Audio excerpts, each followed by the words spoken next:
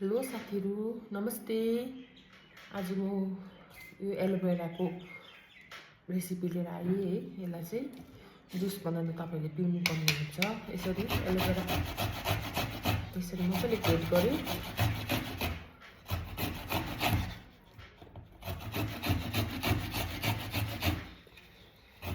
यो चाहिँ एकदमै तपाईहरुको लागि लेडिजहरुको लागि है, लेडिजहरुलाई पनि भयो जेन्ट्सहरुको लागि पनि एकदमै युजफुल टिप्स हो। तपाईहरुले चाहिँ यसरी एलोभेरा नट एलोभेरा अमला यसरी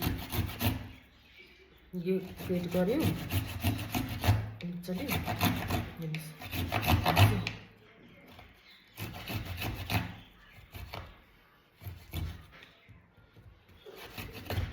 एउटा एलोभेरा खाली एलोभेरा मात्रै जुस बनाएर होला, खाली एलोभेरा भन्ने हुन्छ अमला।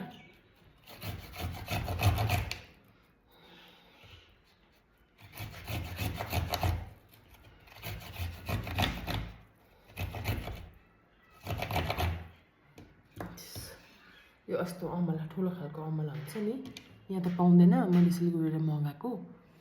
सो यसरी ग्रेट गर्नुपर्ने हुन्छ।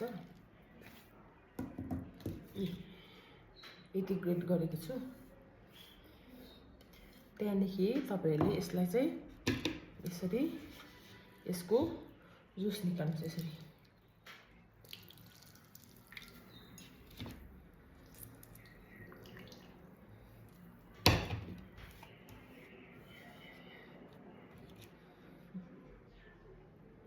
अलिक कम्ती भयो, फेरि तपाईलाई निकालेर देखाउँछु। यो अस्ति ल्याएको नि त यो मेरो अमला बिग्रिसकेछ। सो मैले आधी काटेर राखेको थिएँ, नत्र त एउटै उसले पनि पुगिहाल्छ, अमलाले पुगिहाल्छ।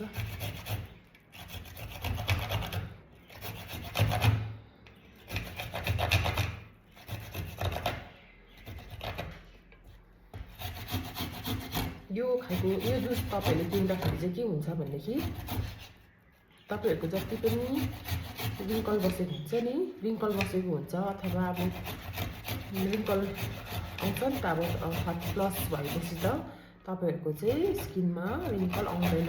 यो रेमेडी चाहिँ तपाईले एभ्री डे युज गर्नुपर्ने हुन्छ। तपाईहरुलाई बनाएर देखाउँदैछु।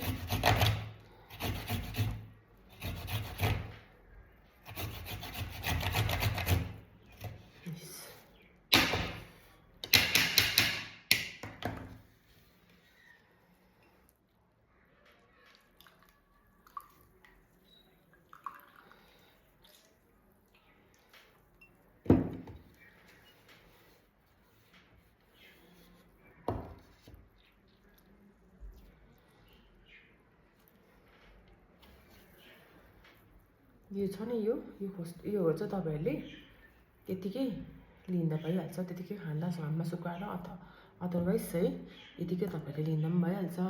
हेर्नुस् मैले जुस बनाइसकेको छु। अब नेक्स्ट भिडियोमा चाहिँ म तपाईहरुलाई देखाउँछु यसमा चाहिँ के हालेर पिउँदाखेरि चाहिँ तपाईहरुले बेनिफिट पाउनुहुन्छ भनेर। Okay by.